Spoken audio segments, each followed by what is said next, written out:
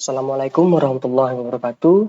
Perkenalkan, nama saya Reza Ramadan dengan NIM 19830433 dari kelas Teknik Komputer 02. Dari tugas membuat video tentang pengamanan komputer dari matkul Dasar-dasar Cyber Security. Nah, di sini ada 4 komponen yang akan kita bahas. Yang pertama, keamanan komputer secara fisik. Kedua, ada pengamanan komputer dari malware. Kemudian ada dari bencana alam dan software tambahan.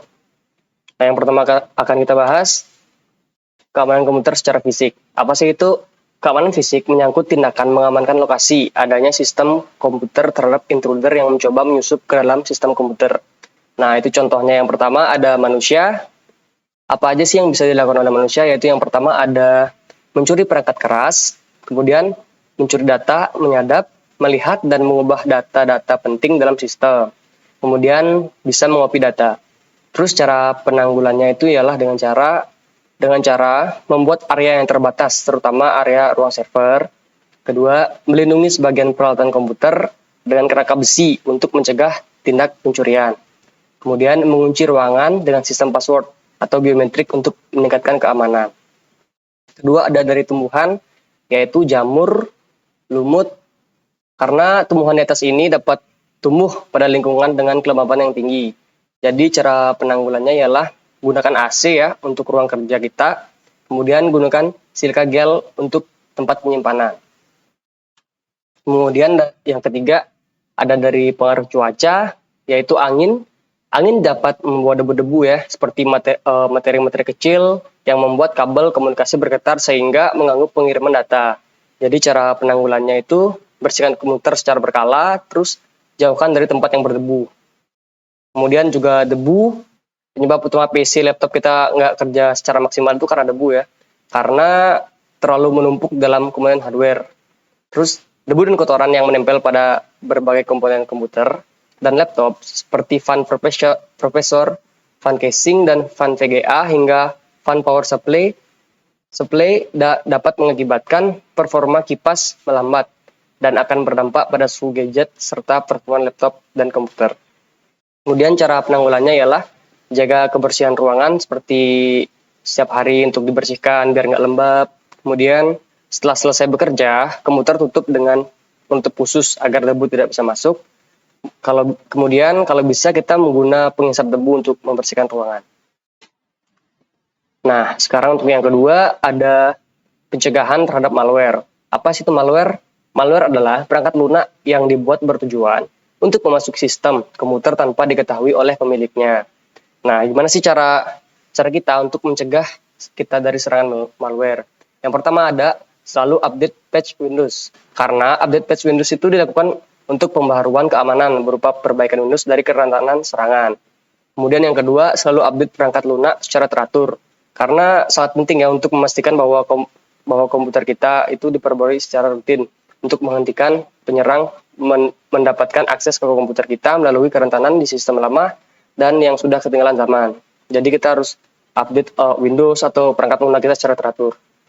Kemudian yang ketiga ada jangan mengklik link yang mencurigakan atau mendownload lampiran dari sumber yang tidak dikenal. Karena phishing tetap menjadi cara termudah bagi peretas untuk memasang perangkat lunak rusak di perangkat kita.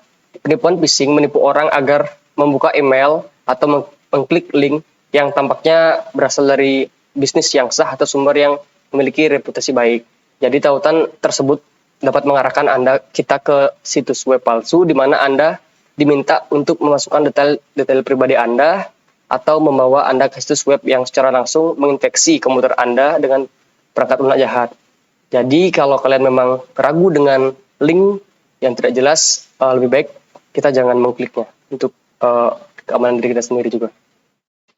Kemudian yang keempat, kalau bisa ya untuk kaum seperti kita tidak mendownload software crack ya. Karena biasanya situs penyedia freeware atau software gratisan sering dimanfaatkan untuk menyebarkan trojan. Sebelum memutuskan untuk mengunduh atau berkunjung ke sebuah situs, Anda bisa mendeteksinya dengan tools ini ya. Tools deteksi malware, kalian bisa coba explore sendiri. Kemudian yang kelima ada alangkah baiknya kita membeli aplikasi dari sumber terpercaya. Misal seperti App Store atau Play Store. Seperti lo intinya tidak gratisan. Karena membeli aplikasi dari sumber terpercaya mengurangi kemungkinan perangkat Anda terkena malware. Karena merek-merek besar akan sangat berhati-hati untuk memastikan merek tidak merusak reputasi mereka dengan menyebarkan malware.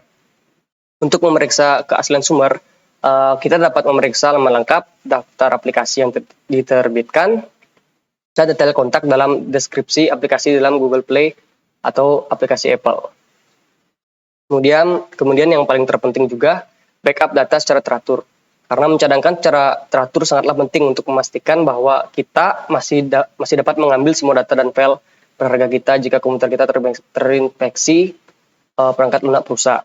Ini akan membantu kita mengurangi kerusakan dan memastikan bahwa kita tidak menjadi korban serangan malware. Kemudian yang terakhir, gunakan firewall. Cara lain untuk melindungi perangkat kita ialah dengan menggunakan firewall. Karena firewall mencegah serangan jahat dengan memblokir semua akses tidak sah atau jaringan, semua akses yang tidak sah dari jaringan komputer pribadi. Selain perangkat lunak antivirus, firewall memberikan penghalang ekstra terhadap malware sehingga mengurangi kemungkinan serangan. Nah, kemudian yang ketiga, pencegahan dari bencana alam, yaitu bencana alam adalah bencana yang diakibatkan oleh peristiwa atau serangkaian peristiwa yang disebabkan oleh alam, antara lain berupa yang pertama, gempa bumi, kemudian ada tsunami, gunung meletus, ada banjir, kekeringan, angin topan, dan tanah longsor. Nah, sekarang yang akan kita bahas itu adalah gempa bumi dan banjir, karena ini adalah yang umum terjadi di dekat kita. Nah, cara penanggulangan gempa bumi ialah, jika kita menggunakan komputer, jangan tempatkan CPU di atas layar komputer. Soalnya biasa, dulu saya main warnet, layar komputer kita di bawah, terus di atas kita tuh ada CPU-nya. Jadi kalau misal ada gempa, walaupun itu gempanya tidak terlalu keras, itu bisa berefek jatuhnya CPU ke layar komputer, jadi akan mengakibatkan fatal ya, jadi kerusakan. Kemudian buat bangunan yang tahan gempa, jika bisa, semua juga pengen gitu sebenarnya. Kemudian ada, jangan meletakkan komputer di meja yang terlalu sempit. Ya misalnya mejanya itu terlalu sempit, bisa saja mengakibatkan jatuh ya, karena gempa walaupun tidak keras, kalau udah mejanya itu sempit bisa aja jatuh. Kemudian yang paling terpenting juga, lakukan backup data di platform online untuk jaga-jaga. Kemudian cara penanggulangan dari banjir, yang pertama juga lakukan backup data di platform online ya, sangat penting sekali, backup itu sangat penting. Kemudian jangan letakkan komputer pada dasar lantai untuk menghindari banjir. Jadi kita jangan pakai laptop atau komputer di bawah ya, kayak lesehan. Kemudian pakai meja dan kursi yang cukup untuk menggunakan komputer PC. Karena jika banjir kan airnya masuk ke dalam, kalau kita pakai meja yang cukup tinggi dan kursi, jadi banjirnya itu nggak akan ngenain PC atau laptop kita karena udah tinggi.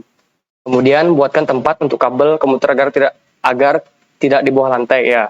Biasanya kan kita kalau udah pakai meja, pasti kabelnya itu di bawah. Nah, sebisanya kita harus membuat tempat juga untuk kabel-kabelnya agar tertata dengan rapi, dan kalau ada banjir misalnya, dia tidak terkena air. Nah, di sini ada yang terakhir, ada software tambahan ya, aplikasi tambahan untuk 3 poin di atas, yang tadi di atas ini. Kemudian dari pernyataan di atas, yang paling penting ialah backup data. Ya, itu sangat benar ya, karena di bencana alam juga mereka butuhkan backup data, di malware juga backup data, dan di secara fisik juga backup data sangat penting juga. Jadi, saya ada merekomendasikan software online backup data yang pernah saya review dari tugas sebelumnya, yaitu iDrive. Kenapa sih saya menyarankan iDrive ini? Karena software ini memiliki fitur yang banyak daripada website-website backup online lainnya. Kemudian harganya juga tidak terlalu mahal sih untuk kita-kita. Kemudian untuk keamanannya juga menggunakan enkripsi 256 bit AES. Itu sudah sangat aman menurut saya. Nah, kalau kalian ingin mengeksplornya, kalian bisa masuk ke http://www.idrive.com. Kalian bisa eksplor di sana untuk melihat bagaimana cara backup datanya dan berapa bayarnya untuk transaksi ataupun yang lainnya lagi. Sekian hasil presentasi dari saya. Jika ada salah kata, mohon maafkan. Saya tutup. Wassalamualaikum warahmatullahi wabarakatuh.